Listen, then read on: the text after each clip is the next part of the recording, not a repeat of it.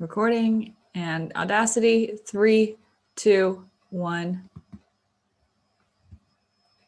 Hi, and welcome back to the Barbell Lifestyle Podcast. I'm your host, Christina Lynn, and I'm here with my co-host, Marissa Roy, and we are super excited about today's episode. We're going to discuss all the reasons that the scale tends to fluctuate. Hint, hint, there's a lot.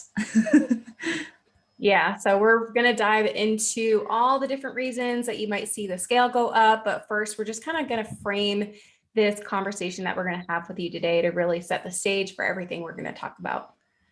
Yeah, so I guess to just get started, we often hear and ourselves get frustrated with the scale not going in the direction that we want, seeing spikes, seeing fluctuations, and our clients do this all the time. And I think with our years of experience and what we know now, we are able to, Christine and I are able to stay a little bit more objective when it comes to the scale and not getting quite as emotional when we see a number that we don't want to see because we know the reasons why. But at the same time, it can still get in our heads. And we always hear, hey, progress isn't linear, but like, what the heck does that actually mean? And so we're going to break that down for you guys today.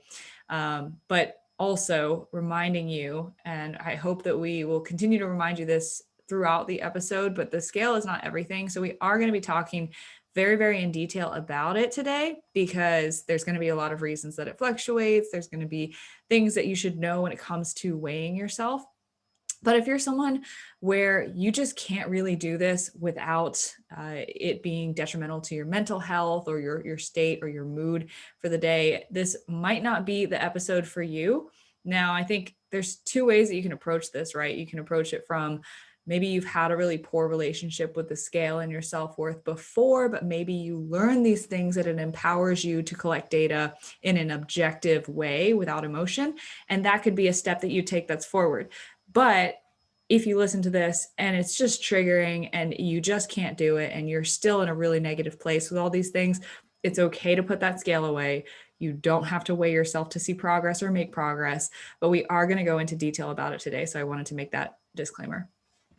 Yeah. And like Marissa was saying, if you have had an issue with weighing yourself in the past, it doesn't mean that you can't change moving forward. And I definitely have had a lot of clients who have started with me and they have maybe a goal weight or they have something that they're trying to reach. And after working with me for maybe a couple weeks or a couple months, I start to get that shift from them mentally. And some of my check-ins will be like, I don't focus on the scale anymore, or I don't let fluctuations affect me the way that they used to. So just because you have a belief about the scale now doesn't mean that that's how it's going to be forever. And there is a possibility for you to change. So hopefully this conversation does help you a little bit more. And of course, we're always open to, if you need to reach out to one of us and talk to us, we're always here for you in that sense too, even if we're not technically your coaches.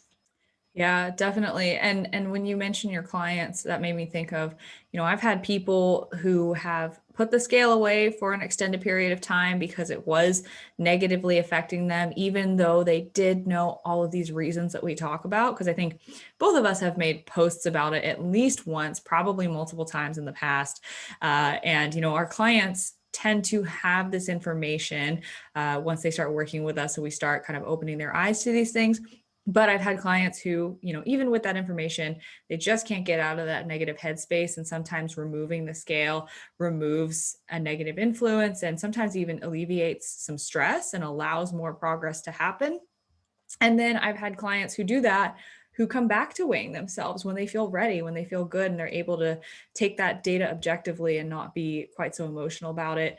And I've had people who put it away forever. And, that is perfectly okay too. So just know where you're at when you're listening to this conversation and make sure that you are just being honest with yourself about where you're at with your relationship with self, with your relationship with your weight, where your perceptions come from, and just making sure to acknowledge throughout your entire journey, if you are weighing yourself, that the scale isn't everything, so. Yeah, so I think that's a really good segue into the first thing that we want to touch on is, okay, so I understand that the scale is not everything. How do I weigh myself? When do I weigh myself? What is the process? What does that look like? So Marissa and I, as coaches, again, because we do everything the same way, we recommend weighing yourself daily if possible. We know that sometimes you go on trips, sometimes you go out of town, and it's not always easy to bring your scale everywhere you go, but if possible, to weigh yourself daily. And we also recommend weighing yourself in the morning and once in the morning, not like after breakfast, after lunch, after, but in the evening after a workout, because it fluctuates and changes so much. So just that one time in the morning, and to keep all the same conditions. So weighing yourself after the bathroom, that means number one and number two. Weighing yourself naked, because different articles of clothing can weigh different amounts. So just to weigh yourself naked after going to the bathroom, same conditions. Yeah. And I think to add on to that too, you might skip a day by accident, and we'll get into why daily weighing is important when you are trying to collect objective data on yourself. But when it comes to that once per day, let's get it first thing in the morning. I personally can, and this is probably just going to be TMI, but personally, I can never weigh myself post actual bowel movement, post number 2, because I just don't go before I have food and coffee. And it's not just coffee alone. It's not just food alone. I have to have the combination. And then my body's like, oh, time to go. And like, I've never been able to explain it, but I'm that way. That's the way my body's always been. So mine are always going to be in the mornings after I go pee, and then I'm able to do that. And so that's my standardized condition. So whatever your condition is, make sure it's really, really consistent and just dependent on you and how you function in that way. But I have had clients who like, they'll try, and I've probably been culprit to this in the past too, especially with contest prep, but like they'll try to get their weight down. So like they'll wait a little bit extra before they weigh themselves. They'll sip on their coffee before they weigh themselves. And if ultimately, you're really gunning for it, I mean, it's not the greatest thing, because it's probably just wasting a lot of your time. But like, if maybe you were really close to hitting a new low, and then you go to the bathroom one more time, you weigh yourself again, cool, whatever. But what we don't want is we don't want you to getting hung up on like, I have to get my weight as low as possible each morning. I've even had a client say that they went running in the morning, forgot to weigh themselves before, and then weighed themselves after, and they're like, "Ooh, I hit a new low," and I was like, "We can't count that." So yeah, lots of things like that. If you're watching the YouTube video, you're watching me crack up, because Marissa and I are very, very close. We text each other all the time, and especially when one of us is in a cut or one of us is in contest prep, because on check-in days or just throughout the week, we're talking about bowel movements, we're talking about our weight and our, oh, I went to the bathroom and now I'm dropped another 0.6 pounds. And so we can get to the same kind of, I guess, stage as you guys too, where we do sometimes get a little bit hung up on the scale. And so I think it's good that we have this type of relationship that we do, because we can have the other person kind of ground us a little bit and be like, hey, like, stop weighing yourself, like, go eat breakfast, like, it's okay. But yeah, so it's also really nice if you have someone, maybe that you're a friend that you're dieting with, or again, a coach that you feel comfortable enough to check in and let them know how you're doing mentally around your check-in days. But we're right there with you guys too. Yeah, it's really funny too, because and I'm gonna call my boyfriend out for this. He will like get up in the morning, and so he wakes up in the afternoons because he works nights, but he'll get up and he will kind of like start getting ready for the day, and like go to the bathroom, whatever. And I always say like, hey, like, don't forget to weigh yourself before or whatever.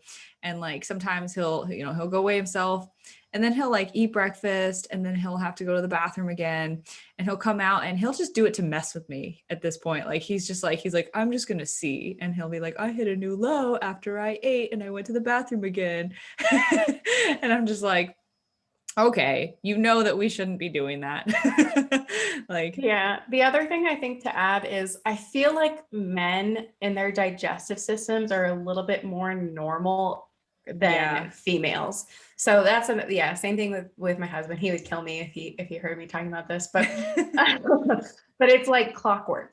And it's so annoying because I wish that's how I was, rather than like, is it going to happen? Is it going to happen before my coffee and food? Is it going to happen after? Is it going to happen at all today? So it's really annoying because if you're cutting, like it'd just be so nice to just like, all right, I would pee, I went to the bathroom and like weigh myself, boom, done. And because then all the variables, all the conditions are just so like they're so similar, rather than just like, well, I went to the bathroom, I didn't go to the bathroom, I didn't like, yeah. Mm-hmm. And especially when, like, for example, right now I'm dieting and I'm eating less food overall. So there's just less food bulk going through my system. So definitely, like, when you have lower calories, you're going to be less regular, and that can be really frustrating. The last thing I will say about when to weigh yourself, though, is weighing yourself before bed or at night. The only circumstance where I really think that this is acceptable is if you are weighing in for a wrestling or a powerlifting meet, and you need to know at night, how much do I drop from when I go to bed to when I wake up in the morning? Because you need to know that if you have a morning weigh in the next day, because you have to hit a certain weight. So you need to be at a certain threshold the night prior. If you are not one of those, there is really no reason to ever weigh yourself outside of that morning window, because your weight is going to fluctuate so much. And I think people often think about weight as a very binary or stagnant thing, where they are literally looking at it and they're like, well, this is exactly how much I weigh all day for the rest of the day. And it's definitely not how that works. As soon as you drink water, as soon as you eat food, as soon as you go to the bathroom, that's going to change, whether it's by 0.1 pounds, an ounce, or even a full pound if you have a large meal in one sitting. So, weighing yourself at pretty much any other time of day other than after an overnight fast, in my opinion, pretty pointless and a waste of your energy and a waste of your just mental capacity for the day. Yeah. So I think that kind of wraps up when to weigh yourself. So just in short, weigh yourself in the morning after going to the bathroom, same conditions, and doing it naked. Or like as close to naked as possible. Yeah, that you feel comfortable with. Yeah. So the next thing is really important.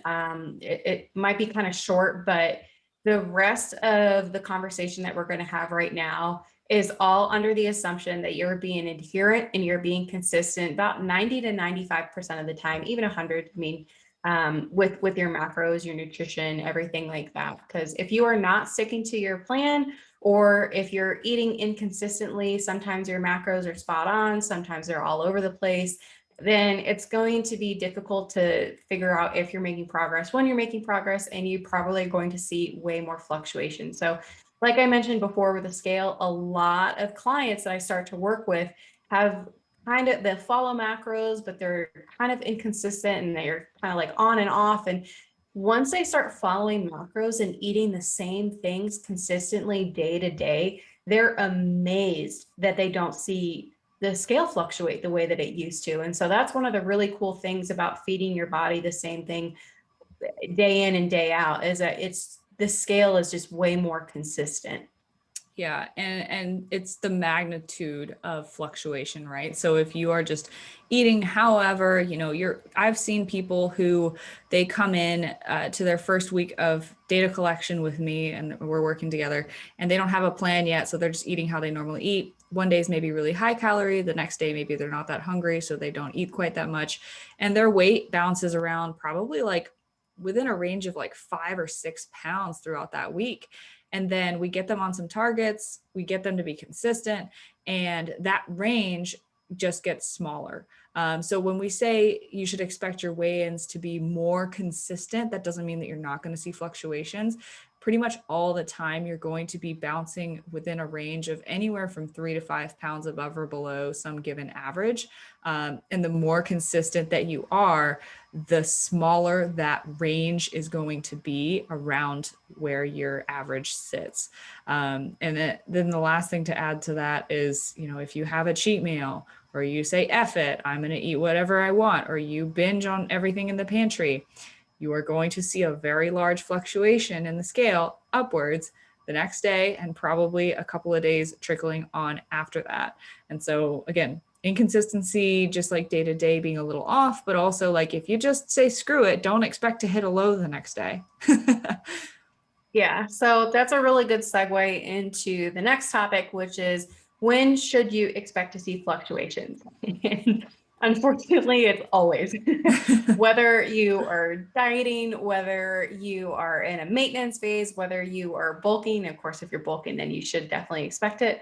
But always. And that's super frustrating to hear because I know that we really like to see the same number on the scale day to day, week to week, but that's just not going to happen, even under 100% like perfect or ideal conditions. So that's one of the things too that we've talked about before when it comes to prep. Like when you are prepping, you are 100% on your macros, you are 100% on your cardio, you're doing absolutely everything to the T, and you will still see the scale fluctuate. And it is really frustrating, but like we always kind of mention, is to be objective about it, think about what could be affecting your weight, and then just to remain patient and keep doing what you're doing, but always.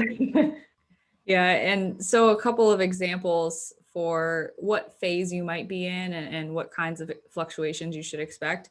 So if your goal is fat loss, you can expect to see fluctuations upwards, even if your overall weight is trending downwards. You can expect an entire week to be upwards for some reasons. You can expect spikes, you can expect dips. But a lot of times, if you are seeing fluctuations often and your average weight, which we'll get into, is not changing, it might mean that you're not in big enough of a deficit. So if you're really not seeing changes on a week to week basis, then you just might need to be in a larger deficit. But then if you are in a large enough deficit where the numbers work out, you're expending more than you are consuming, you might still see, and this is called the whoosh effect. And so this is basically an effect that I see often in females. I don't often see it in males, but essentially your weight loss is not going to be linear in the sense that you might experience a week or 2 weeks of literally the same number or like really, really close to the same number. And your average weight for that week or 2 weeks stays exactly the same. And then all of a sudden, one day after you've been super consistent and frustrated for like 1 or 2 weeks, then you just see this big 2 or 3 or sometimes even more pound drop. And then things hold from that drop moving onward. Now, physiologically, we don't have a great explanation for this. One theory that's been proposed is essentially as you are losing body fat, so you have fat tissue that has fat cells in it, and when you release triglycerides out of those fat cells, they get used for energy.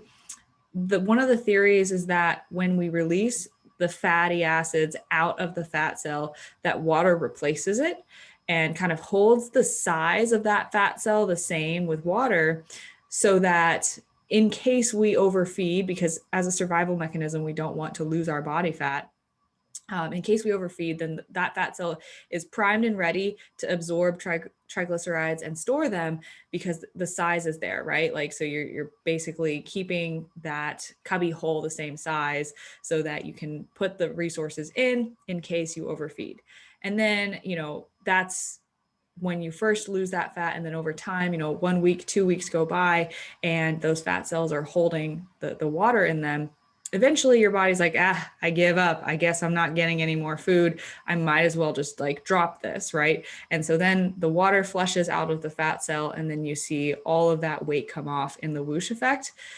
This is literally just a theory, so it has not been tested, I don't think, and I don't think it's been looked at in detail, but that's one proposed mechanism for why that happens. But essentially, what you need to take from this is sometimes you'll see things stay very stagnant for 1 or 2 or even 3 weeks at a time, and then you'll see that big drop. So this is where we really emphasize patience and consistency, even when things aren't going the way that you want, because of this effect that probably will happen, especially if you're female. Yes. So I have seen this time and time again with my clients and unfortunately with myself. And like Marissa said, it can be extremely frustrating because you feel like you're killing it, you're doing everything right, and you feel like the scale should be reflective of that. So the other thing too that I think is important is as a coach, sometimes we won't make adjustments to your plan. And this doesn't mean that we're lazy, or it doesn't mean that we're not trying to get you results. It's sometimes because we are anticipating this effect. And so we have a good idea that this might happen and to stay the course. So sometimes you could, and this is why it's nice to have a coach who can look at your plan and tell you kind of what you should do. Because if I coach myself, I'm sure I'd cut cardio, or I'd cut macros and I'd increase my cardio because I'm impatient. So it's nice when you have someone looking out for you and can just say, hey, no, let's just hold steady another week or two and see what happens on these macros.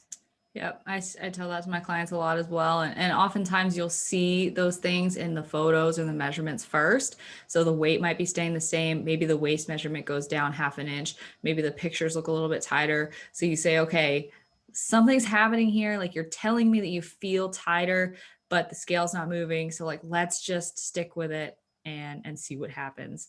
So yeah, exactly the same there. And to bring it back to, different phases. So if you're in maintenance, in a maintenance phase, again, you don't want to look at your weight as something that's stagnant.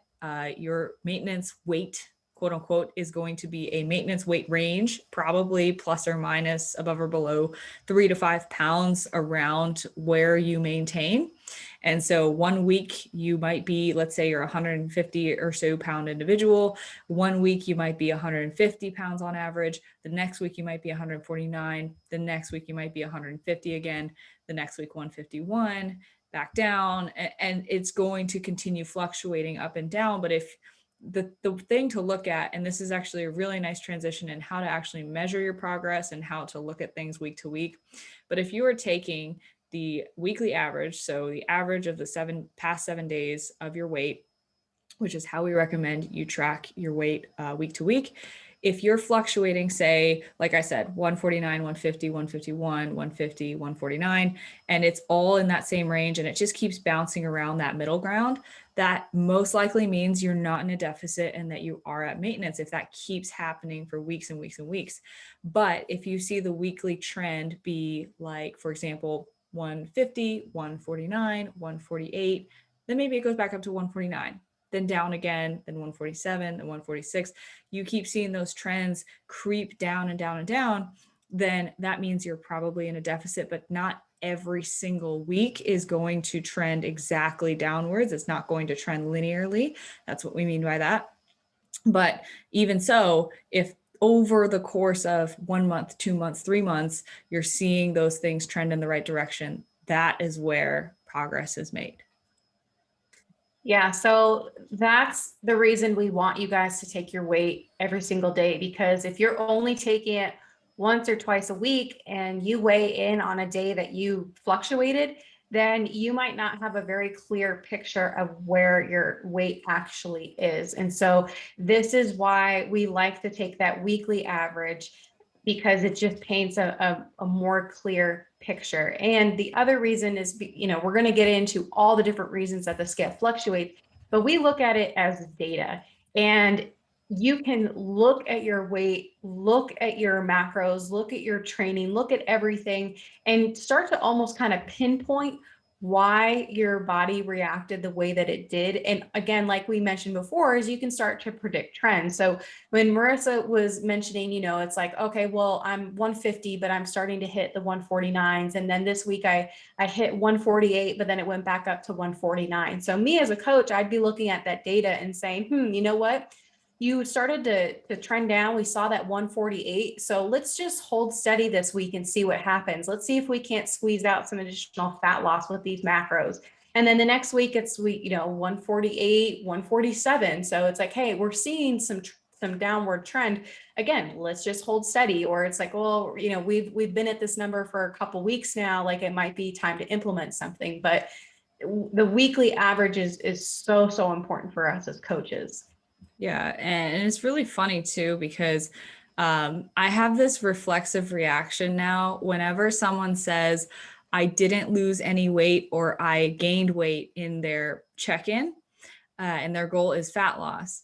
I kind of just look at that, laugh a little bit to myself, and then go into their Excel document, And then typically what happens is if they say, I didn't lose any weight, it's because their most recent weigh-in was a high fluctuation, but the rest of the week was low and their average weight is down by like 1 or 2 pounds. And then if they say, I gained weight, their average weight is either the same or went down a little bit or maybe trended up a little bit. But typically what they're looking at is the day to day to day to day. So like they might have hit a low at the beginning of the week and then seen some things creep up a little bit throughout the rest of the week. So they're thinking in their head on a day to day basis, I gained weight from Monday to Friday. But when I look at it and I see the weekly average is the same or lower, I'm just sitting there laughing like, I told you to look at the weekly average, but you didn't. But you didn't see that you're 0.5 pounds down on average this week, despite the way that that trended. So I literally just had a client check in with me yesterday or 2 days ago, said the same exact thing. Like, my weight has been holding steady. It's very frustrating. And I looked at the average weight from last week to this week and it was down 1.5 pounds. And I was like, you're doing great. Like, and again, it's hard sometimes because you get fixated on the numbers. But it's nice to have that coach who can say, I understand that you're frustrated and you're caught up on this, but let's look at the positives. Let's look at the good things that happened this week. Let's look at what you maybe don't see yourself. Or also, you're wrong and you did lose weight. Yeah. So shut up, because I wish I had it as easy as you. Just want to poop every morning. Yeah. So a lot of times that happens with clients. They're like, I didn't lose any weight or like something like that. And I'm just like, we'll see about that. And usually it's like, they're just not seeing it exactly the way that we are, which is why we're here. So this is not to like degrade you as a person or make you feel bad, but just make sure that you are looking at all of the data, the averages. Not only that, but your pictures, your measurements, the way your clothes fit, especially if your goal is fat loss. And we talk a lot about this in the episode specifically on fat loss. But again, the scale is not everything. And if you are seeing positive changes in your pictures, measurements, and the way that your clothes fit, it's likely that you are building muscle. And the process of building muscle can offset how much weight loss you see on the scale because muscle is very dense and it takes up weight. So, it's not everything. Make sure you have those other metrics too. Don't just rely on the scale, but just making sure to keep perspective in that way. Yeah, and actually what you just said reminded me of clients who, again, their goal is fat loss, their goal is weight loss. Well, or they think their goal is weight loss, but it's actually fat loss. And so I'll have clients who have worked with me for months and months and months, and the scale actually doesn't change a whole lot, maybe a pound or two, but it's their progress photos that have made the most difference, because there is a time where you can change your body composition, but your weight doesn't really change. And I feel like this is especially for women and men who are either chronic dieters and have never really fueled their body before, or who are kind of beginners. And so like weight training is very new to them, and they're able to make those kind of newbie gains that we wish we could make for the rest of our lives, but they're making a lot of progress very quickly, but it doesn't show on the scale, which is, again, taking it back to the thing at the very beginning where it's the scale is not everything, that there's so many other things to consider. And sometimes pictures are actually more telling than the scale. Yeah, definitely. And finally, one other time to expect seeing fluctuations that I forgot to touch on here is when you're in a surplus, you're eating more than you expend and your goal is to gain weight. You might see a week where you don't gain any weight at all, or even you see a dip in the average or just in a day-to-day fluctuation, even though like over the course of a couple months, you are seeing a weight increase over time. That is okay. Stay the course. And I think one good rule of thumb that we can get from all of this when it comes to maintenance, fat loss, or weight gain, or muscle gain, may I say, is don't rely on 1 week's worth of quote unquote data or results to make a decision. And this goes back to what you said, Christina, which was a really great point about how oftentimes we don't make a change to the plan for a week or 2 weeks, or sometimes even 3, because there's just so many things we have to take into consideration. And a lot of times we have to wait these changes out. And what I would say is never make a drastic decision based on 1 week. I think that's pretty much always a bad idea. And you definitely will need 2 or 3 weeks worth of trends and data and information to really make an informed decision on what's going on and what needs to be done for you to make a step forward. Or if you're already in a good spot and maybe you just didn't realize it the first week or 2.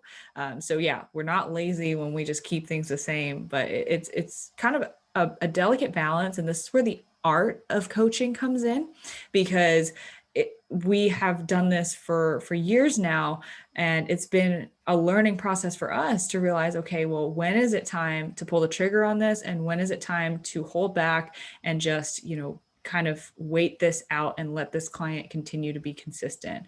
And sometimes knowing if the client is just not a very consistent person, maybe we make a change in spite of that, because there's probably no other way to induce a change. And that's where the art form really, really comes in.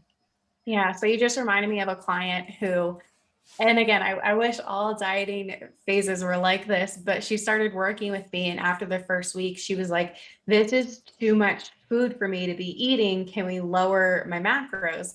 And I looked at her weekly average and I said, no. I was like, you're losing weight. Like, I unfortunately, there are some things, some strategies that we can implement so you don't feel as full all the time, but you're dieting, you feel full and you're losing weight. Like, I'm not changing your plan. And so I think we're on like week 7 and she's lost 15 pounds and we haven't changed anything from the very first time I gave her macros, Oh my which is, gosh. yes, I know it's amazing, but it's again, it's sometimes you might feel like, hey, my coach is lazy, they're not doing anything. But a lot of times, again, depending on who your coach is, I would say all good coaches do things for a very specific or very strategic reason. So it's not that your coach is lazy. If we see progress, we're not going to change anything. There's no need to change anything. Yeah. And, we're recording this a little bit in advance, but this is going to be episode 21. So the one prior to it will be our interview with Greg Knuckles. So if you listen to that, it's all about variations in response. And so that is a very high responder to, her diet protocol.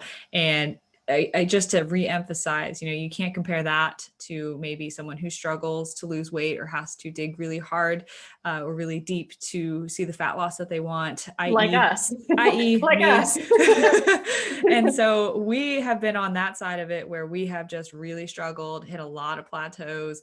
It feels like every week is a plateau right now for me during my cut. And so, just remembering to not compare yourself to others and make sure that you're comparing your own progress to you.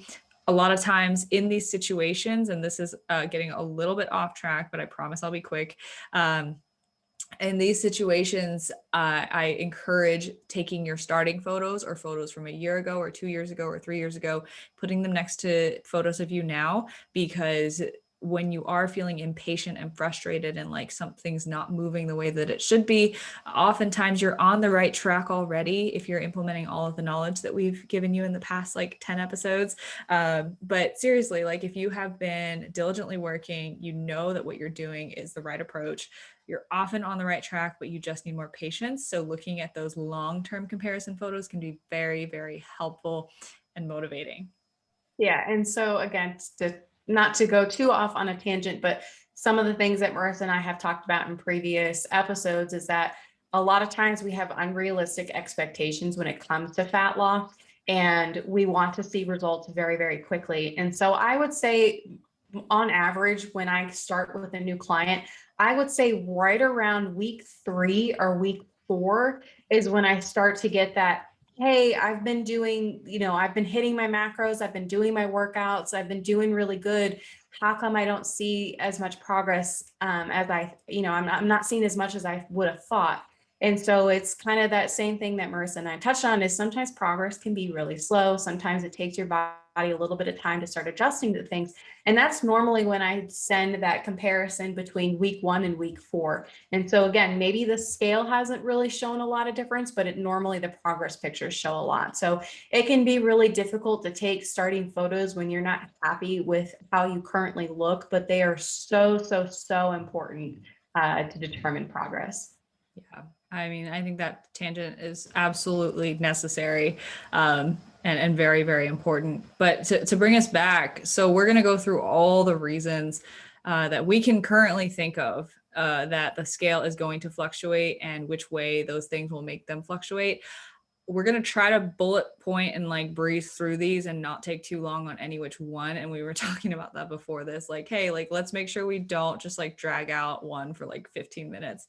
But if you guys have any questions, just to preface on any more details for these different points, then we'd be happy to give them. But we're just going to do kind of, I think, a brief overview or just what you need to know from it for each one. So I guess I'll start. We could just alternate. Yes, after 35 minutes, we'll get into the reasons. Yes, well, we kind of went through some, but Yeah. just more specifically, what makes the scale go up and down. So the first one that we have here is eating a higher percentage of your food or a very, very large meal at night right before bed. And this is not because eating before bed makes you fat, but because there is more food volume, more bulk, more weight of food literally in your body and in your stomach that has not been converted to energy or burned off as heat yet. And that is what happens when you digest, is you use the nutrients and then, you either excrete it through waste or you give off that energy as heat. And so if you eat a ton of your food before bed, one example of this is people who kind of forget to eat all day and then they just shove their face full of all of their macros or calories at night. We don't recommend this for that reason. It's going to artificially inflate your weight the next morning, especially if you like have a shorter night's sleep, because you are basically shortening that time from when you ate to when you weigh in the next day. So I think that's pretty much it.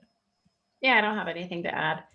So the next point is inflammation from training. Maybe you started a new plan or some sort of new stimulus was put into your day or your training or something new.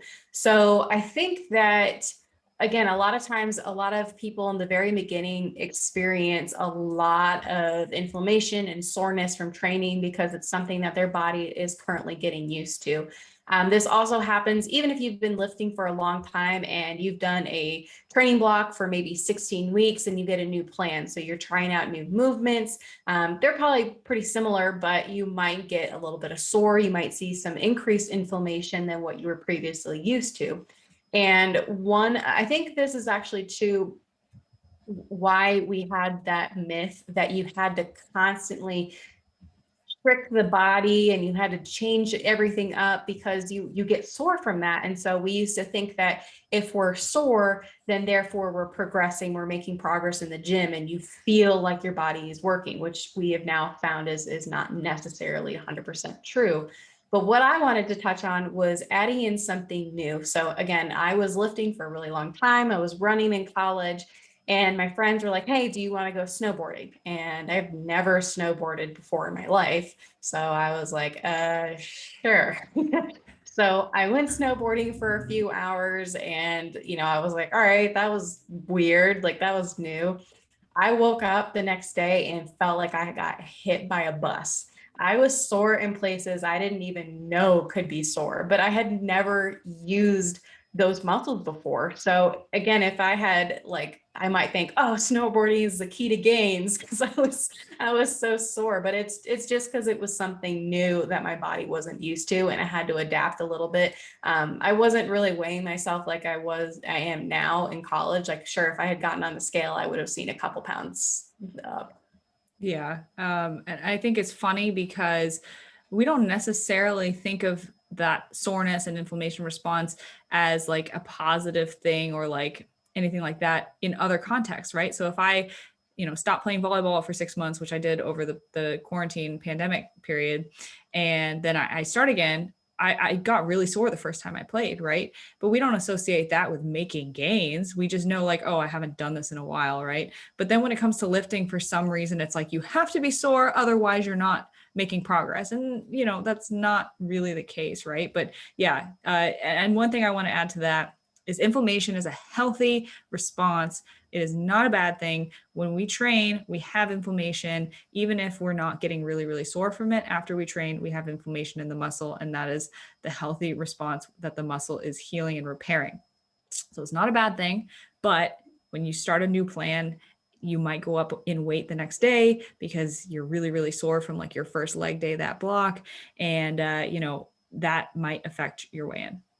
Yeah, so I might add that acute inflammation is not bad. It's when it's chronic inflammation. So when we see that you're not recovering, that you're not repairing, you're not able to come down from that inflammation, then that's when it's something that you want to maybe tell your coach or look into. But yeah, acute inflammation is a very normal response to training.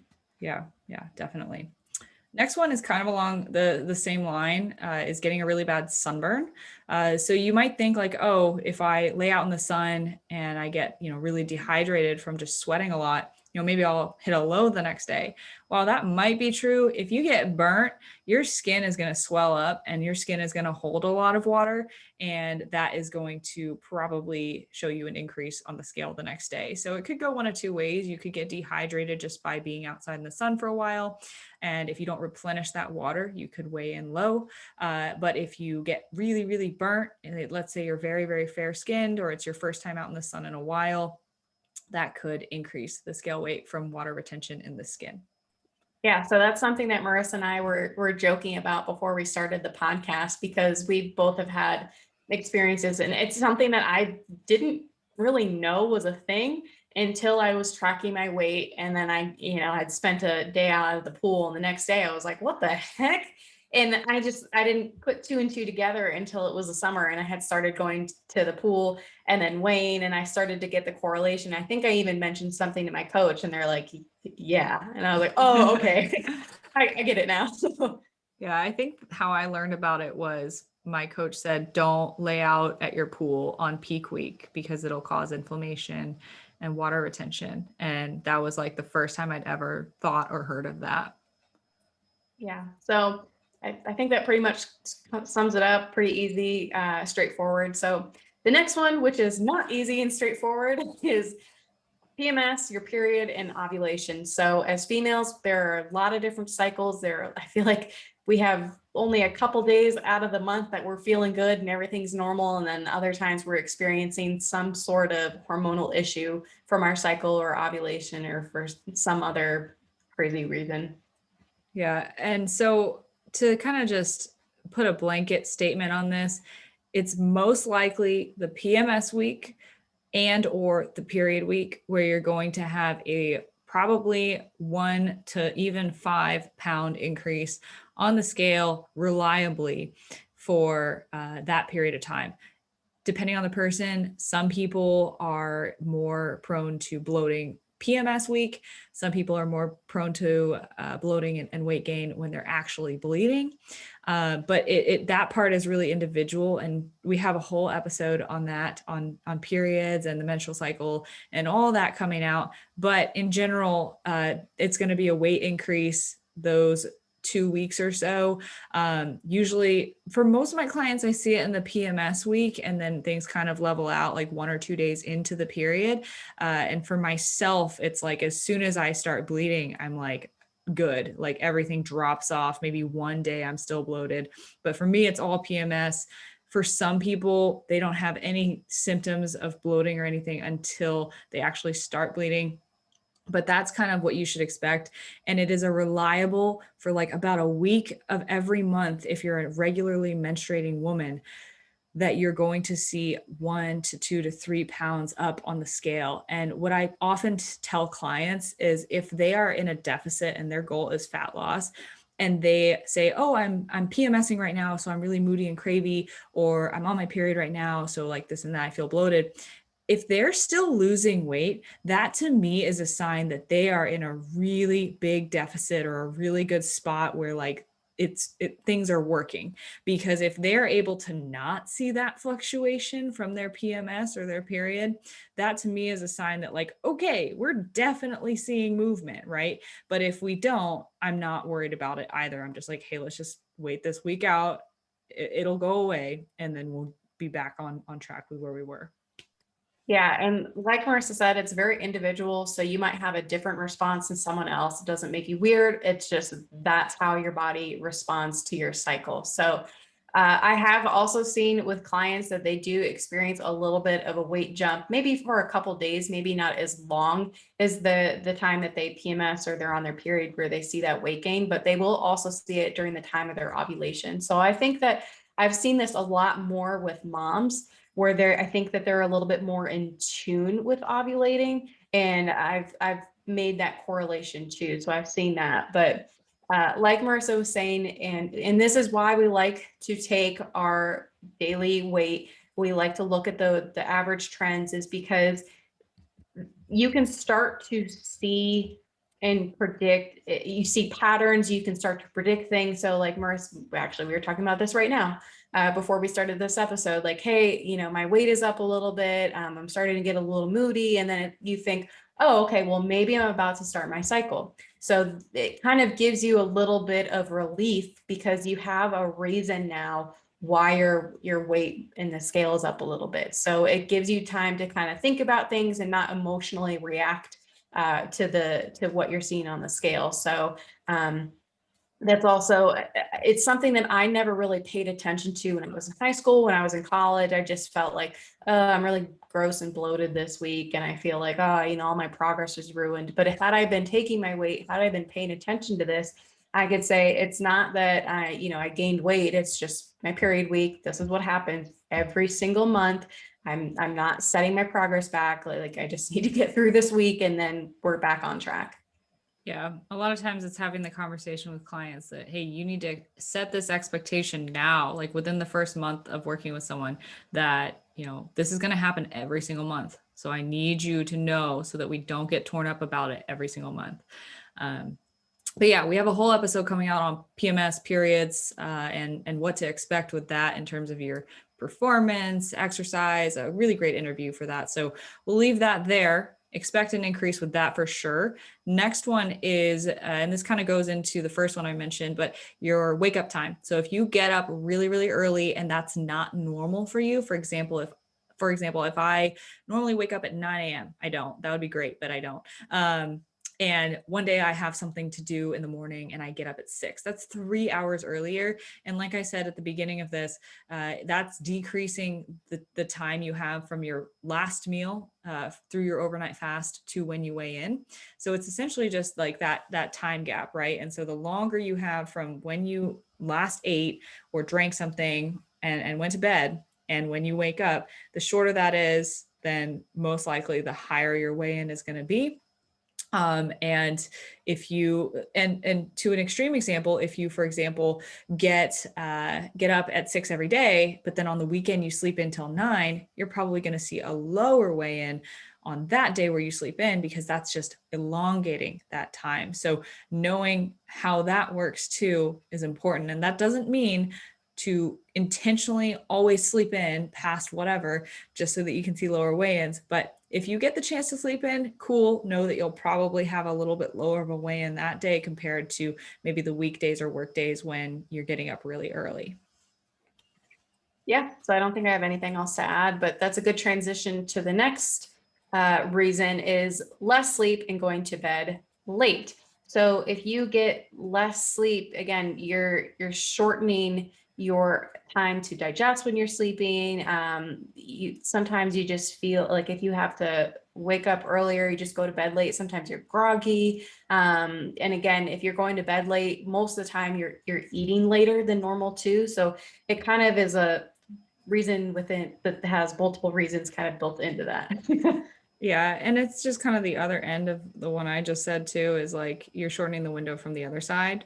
Mm-hmm. And if, let's say, you go to bed late for a reason that is a work deadline or a stressful situation or something happened that was an emergency, and you're adding stress now to that, then that is also going to just increase your stress response and might cause some water retention in addition to shortening that sleep window.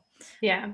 And So that's pretty much the next topic, yeah. which is just chronic or just having high acute stress. So sometimes with clients is they'll check in with me and the scale is up and they're like, I hit my macros, I'm doing everything right, I don't know why the scale is up. And I'll be like, hey, what's going on? Like, how's work, how's school? I know that a week ago you mentioned that things were kind of picking up, how are you doing? And they're like, oh well, actually, like, I have a lot of deadlines and I had an exam and the kids were driving me nuts and my husband actually was out of town, so it was all me this week. And I'll be like, okay, well, that's probably the reason why, like, you're just super stressed right now. What are some things that we can do to bring your stress levels down? Like, obviously we can't push your deadlines back, can't bring your husband back, but what are some things we can do to kind of mitigate that right now for the time being?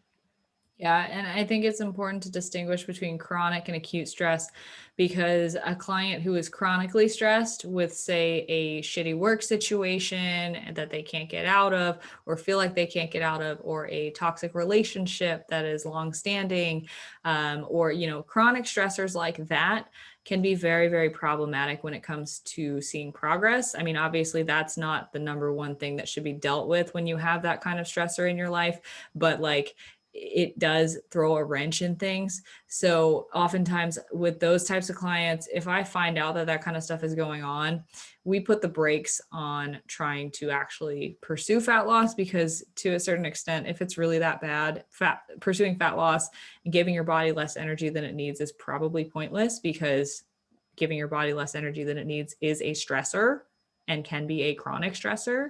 So chronic dieting is also a chronic stressor, but then there's high acute stress. So like what Christina was saying, it's 1 week of all of those things just piling up. For me, for example, this week was kind of like that with school, starting the second half of the semester.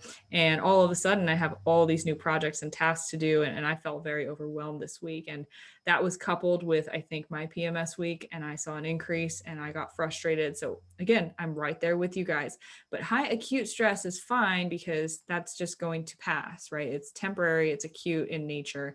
So not something to worry too much about, as long as you are able to mitigate that or just get through it, right? So maybe it's 1 week where I have one client who goes on call once per month for a week for her occupation, and it's a very stressful week usually, but we just know she has to get through it, and that might be a little bit of a step back in progress for that week, but usually it ends up being fine. Yep. So I think that pretty much covers that topic. So the next one is salty or processed food. So we just talked about how salt can be a good thing when it comes to your training and making sure your electrolyte levels are good. However, if your baseline is 3,000 or 4,000 and you, for some reason, maybe you have some pho or some ramen, or you have a highly processed day of food, maybe you're traveling and you double your salt intake, or there's a good chance that the scale is going to be fluctuating pretty high the next day. So I'm going to have to call you out there. It's pho, and all the Vietnamese people who listen to this are going to be very mad at you. You're muted. You're muted. So sorry. I know that, but when I was reading it as pho, which I'm so embarrassed now. It's okay. It's okay.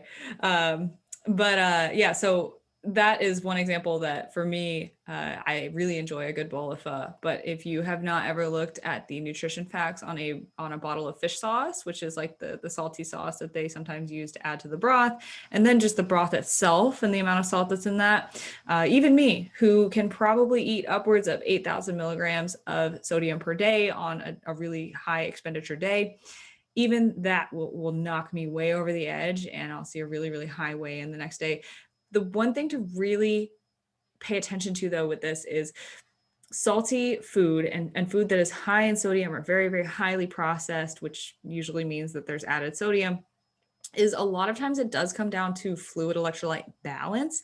So sometimes you're able to kind of flush things out if you're drinking enough water to compensate for that increase in salty food. But oftentimes, if you go out to eat or you have something really processed like packaged ramen, you're going to be able to feel like, ooh, that was really salty. I feel kind of bloated and kind of just my skin feels puffier. You're probably not going to be able to flush all of that out by just chugging water. And that's probably not the best thing to do.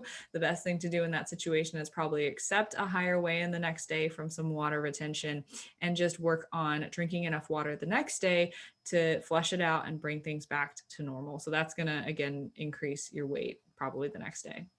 Yeah, so that's something I tell my clients. So maybe they're going out to dinner or maybe they're going on vacation. So one of the things that I'll say to kind of mitigate that response is, hey, like, make sure you're really prioritizing your water, make sure that you're prioritizing your movement, make sure that you're still spacing your meals out throughout the day and you're not just eating this one ginormous meal all at once, because that can kind of disrupt digestion as well. But it's not to say that you won't see the scale increase, and it's not to say that you won't be bloated, but it's just to help a little bit with those responses that you might see. Yeah. And that's a good one too, that we didn't even talk about, was just coming back from a trip or a vacation. Even if it's just a weekend, that's a whole weekend of probably eating out more. That's probably more processed food than, even if you do stay on track. For example, I go out of town to my boyfriend's parents, once every month or 2 months. And every time I come back, I don't expect to hit a low the day I come back. I expect that probably just because we ate out a couple of times and it's food that I wasn't used to having, I'm going to see a little spike up when I come back that Monday. And then, things will trend back to where they were within like a week's time. So yeah. And I think you segued us perfectly into digestion and constipation. We already kind of talked about. If you're not regular, that's going to back you up. That's going to cause retention of weight, literally from being backed up. I think that's all I need to say about that. But then just like having good digestion in general can definitely facilitate more consistent weigh-ins, like we talked about with our poop talk in the beginning. Yeah. So hopefully, I mean, while it can be kind of embarrassing to talk about, we do talk about poop quite a bit and digestion. I mean, it's not something I really knew of going into coaching, but it is something that we actually want to know about it. We want to know how regular you are, what it's like, and all of that. So don't ever feel like that's a TMI or out of the question. We actually do really want to know about that, because that can help us give you some better suggestions moving forward. Yeah. I have poop talk with a lot of my clients. And once they realize that the barrier is broken and that door is open, people love poop talk. Like, Yeah, they do. people just love it, but like no one, like, you have to establish that like up front, or like make sure it's known. And then as soon as that door's open, it's like, all right, we're communicating about this on a, weekly basis, on a daily basis. Yeah. And so when I was in high school, I was like mortified to talk about it, for anyone to know that I was going to the bathroom. I don't know if it was just my like super self-conscious, like high school self, but I don't know. Once I got into prepping, and especially with other female competitors, like I don't remember who kind of like started that conversation, but I was like, oh, okay, this is normal. Like, this is complete. And so again, it's like when Marissa and I were saying, like, we have these conversations all the time, but I used to be so embarrassed, but now, I mean, it's information that we do need to know about, and information that's important too. So it helps us know that your digestion, your nutrition is good and on point, and there are no other issues that are going on or things that we might need to kind of troubleshoot. So don't ever feel like poop talk is off limits. Talk to your friends about poop. Yeah, and digestion is good digestion is a sign of a healthy gut. And I don't really know I'm not going to sit here and pretend like I know anything about gut health, but we're going to get an episode on that eventually and go more into depth with an expert. But most people, I just want to say this, most people who say they know anything about gut health don't know anything about gut health. If someone is pitching you a greens product and they're saying it's going to heal or cure your gut, it is not going to do that for your gut. Your gut health is, and from the content that I've listened to, is extremely dense information that the next Fitspo on your feed is not going to know anything about. But gut health is very important. There is a lot of interplay with your gut and your microbiome and the rest of your body and even your brain. And that's pretty much the extent of what I know and that I'm going to say. But good digestion is a sign of a healthy gut that can be a sign of a lot of other things.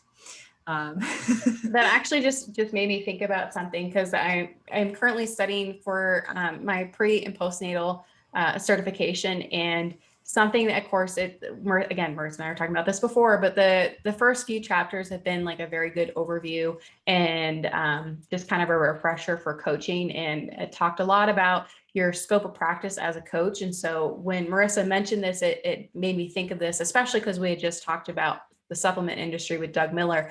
But if you ever have someone who is not a doctor, who is marketing a supplement to cure anything, like cure a disease, they are talking out of their ass. And that's not something that they should be making any sort of claims about. So always, always, always talk to a healthcare professional if you are having like severe digestion, constipation, or anything like that. Of course, your coach is there to help you, but we're not there to help you cure anything.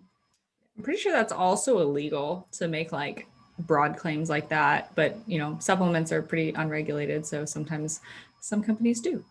Yeah, and you'll have some Fitspos on Instagram saying that they'll cure whatever disease you have.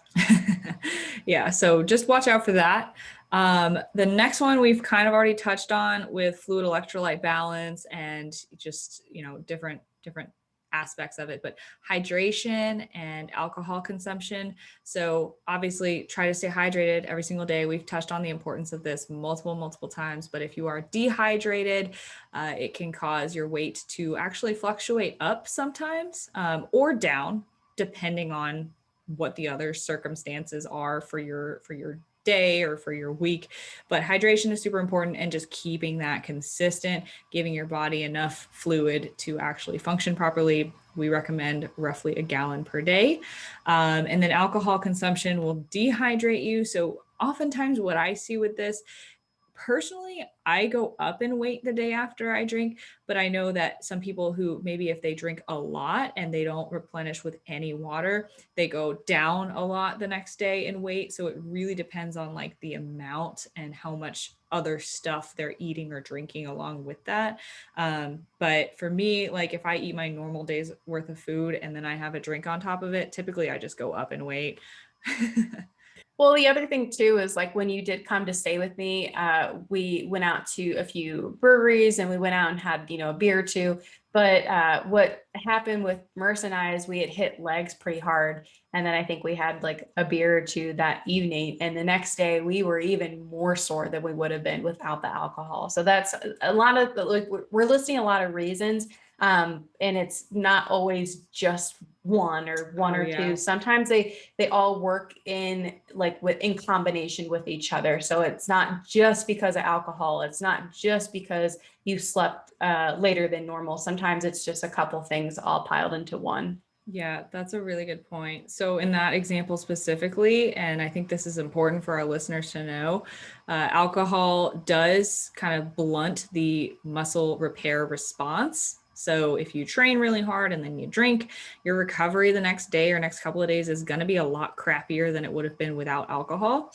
And so in our situation, we trained and then we drank and then we just woke up with that much more inflammation because our muscles were not able to recover quite as well over that time frame.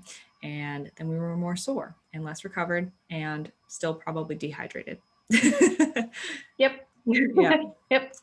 So the very last reason that we'll touch on is if you experience any bloating from food intolerances or maybe some excess carbonation, or you just had a food that just didn't really sit quite right.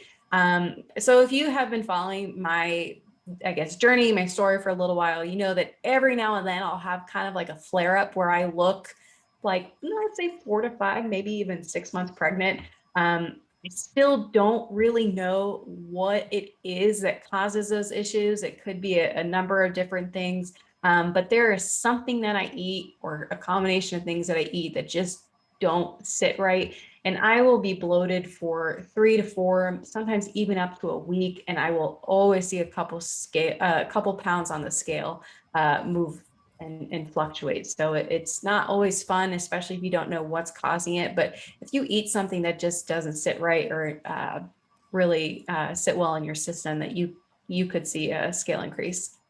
Yeah, for sure. And that goes for even just like sensitivities too. Like if you feel physically bloated from something and that doesn't dissipate over the course of the next like hour or two, you might see that on the scale the next day. Common ones for people are dairy or lactose, sometimes whey products. Gluten is another one. And sometimes even raw fish for some people can cause some gas and some bloating.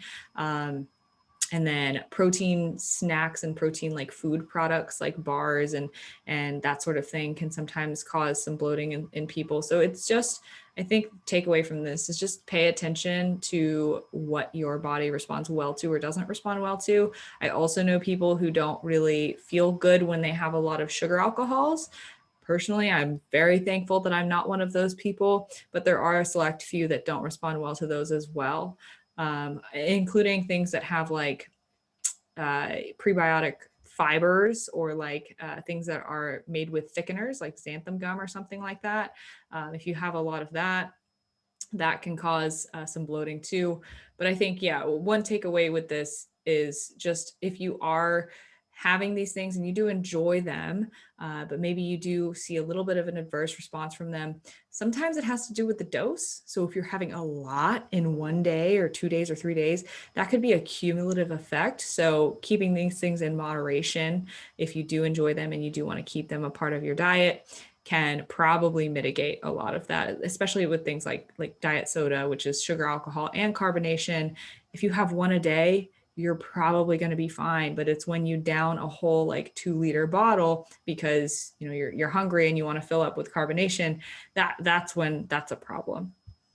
Yeah. So again, because Marissa and I do everything the same, there is nothing that will ever tell a client is off limits. Like if you want to enjoy a glass of wine or two on date night, if you want to have some ice cream, then or a Monster energy drink, or something, or America energy drink, not Monster. Don't drink Monster.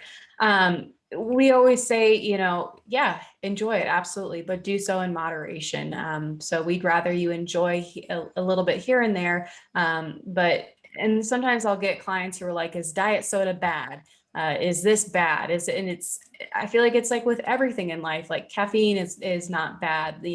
All these things are not bad if you're doing so in moderation. But if you're taking it to the extreme, then of course, then that's when it can be detrimental. So again, just enjoy things in moderation. Yeah, and I think one takeaway from this is to just really, did I really just, oh my God, I just completely lost my train of thought. That's okay. I almost did that earlier. And then as soon as I was kind of stalling a little bit, it came back to me and I was like, yes. Oh my uh, goodness. that's Yeah, okay. But just go on. I'm so glad that it wasn't me this time. But always, I guess, like Marissa was trying to say, is like the big takeaway is there are a lot of different things that affect your It came weight. And back. okay, go for it. I'm done. It came back. Making informed decisions. So if you are lactose intolerant, but you love ice cream, I am thinking of a very particular friend right now, and I don't think she'll listen to this, but if she is, she'll laugh. Oh, I was thinking of you. Oh no, I'm not really. I'm like Oh, you're better. I'm a little dairy sensitive, but like I have it enough where like it doesn't really elicit that much of a response. But I'm thinking of one friend in particular, loves ice cream, very lactose intolerant, but sometimes she will make an informed decision that it's going to mess with her digestion for the next day or two, and it's going to increase her weight, but it's worth it for that enjoyment in moderation. And maybe sometimes not moderation, but that kind of goes to the point of like, okay, we're telling you all these things so you have the tools to make the informed decision that if you know something is going to cause an extra spike in the scale weight, you have to weigh the pros and cons of that. Is that going to be worth it to you? First of all, with what your goals are at hand. If you're in a muscle gaining phase or a maintenance phase, it's probably easier to make that trade-off than, say, if you're in a fat loss phase and you're very goal oriented with getting some weight or some, some goal ahead of you. But you have to weigh those pros and cons, make that informed decision to, do whatever it is that's going to mess you up or not, and learn to be okay with that, because now you have the knowledge and now you're empowered to make those decisions, accept when you might see a spike on the scale because of it, and move forward regardless. So that is what came back. And I do think that that was a good addition. So I'm glad it came back.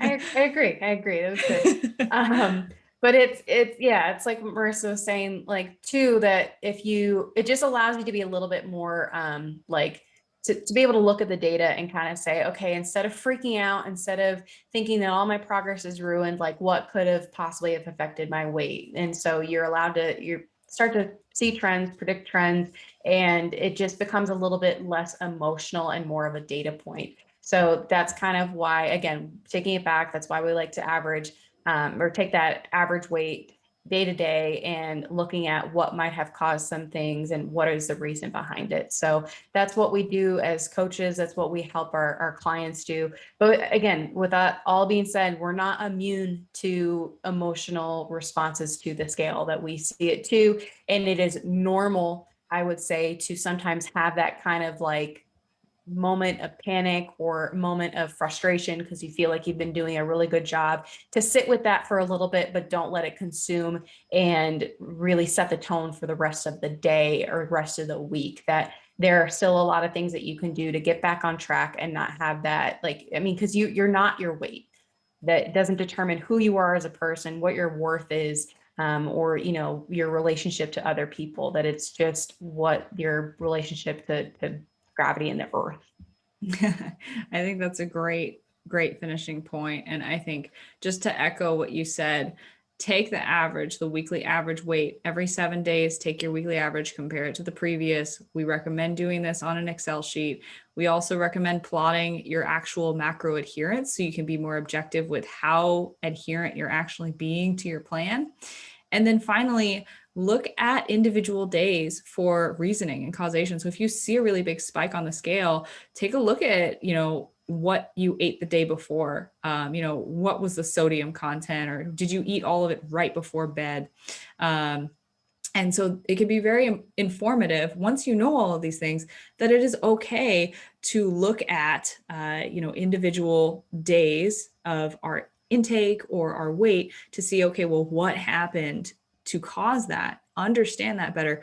But again, a single data point is not the full picture. So that's why we have both. We have the day-to-day weigh-ins and we have the weekly average to actually look at, okay, well, what's happening on a large scale and what's actually happening in terms of our progress. So it can be informative to look at those individual points, but definitely stay sane by looking at that average to average. Yeah. So I think that's a really good wrap up for today's episode. And we were wanting to do a podcast on this because I would say that it's a conversation that we have quite frequently with clients, and hopefully you have a little bit more information going forward if you are on your own, and you're looking at your data a little bit more specifically. So again, hope you enjoyed this episode. If you haven't already, make sure you're subscribed to our podcast. You can find both of us on Instagram. You can find me at Christy Lynn Fit and Marissa's at Marissa Roy Fitness. And again, thank you guys so much for listening, and we hope to see you back next week.